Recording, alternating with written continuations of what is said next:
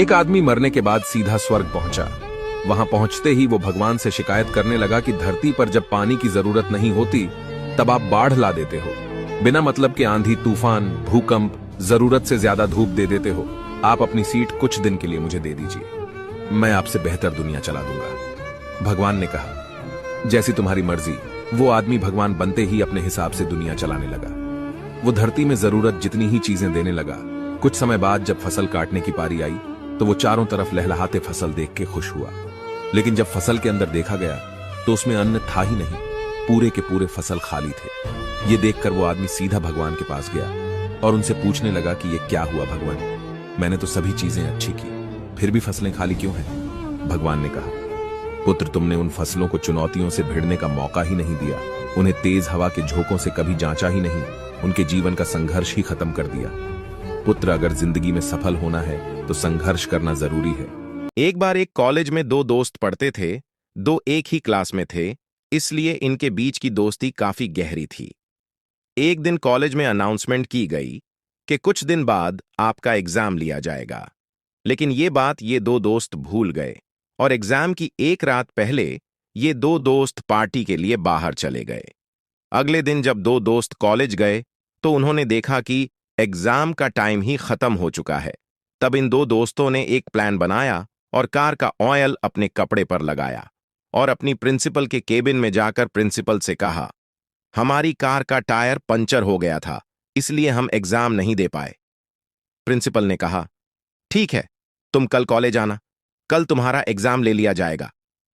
लेकिन जब इनके हाथ में क्वेश्चन पेपर आया तब इनकी आंखें खुली की खुली रह गई, क्योंकि क्वेश्चन पेपर में सिर्फ एक सवाल लिखा था कि कार का कौन सा टायर पंचर हुआ था। दो दोस्त हैरान हो गए।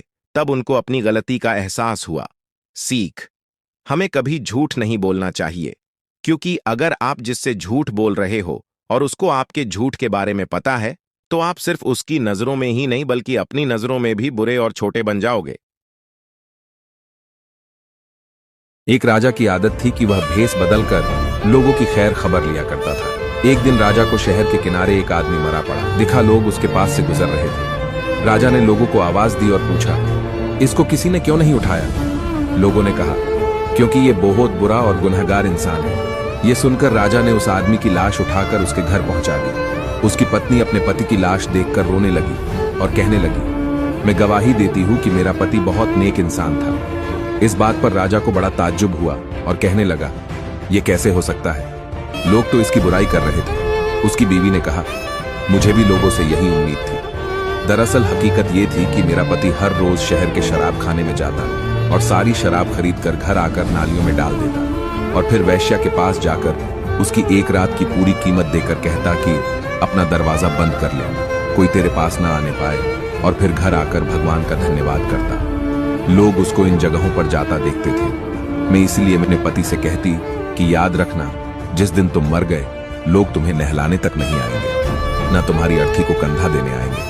वह हंसते और कहते, तुम घबराओ नहीं, मेरी अर्थी वक्त का राजा और नेक लोग ही उठाएंगे। ये सुनकर राजा रो पड़ा और कहने लगा, मैं राजा ही हूं और कल हम इसको नहलाएंगे, इसकी अर्थी को कंधा भी देंगे और इसका दाह संस्कार भी करवाएंगे। निष्कर्ष, अक्सर हम दूसरों से कुछ सुनकर अहम फैसले कर बैठते हैं और अंत में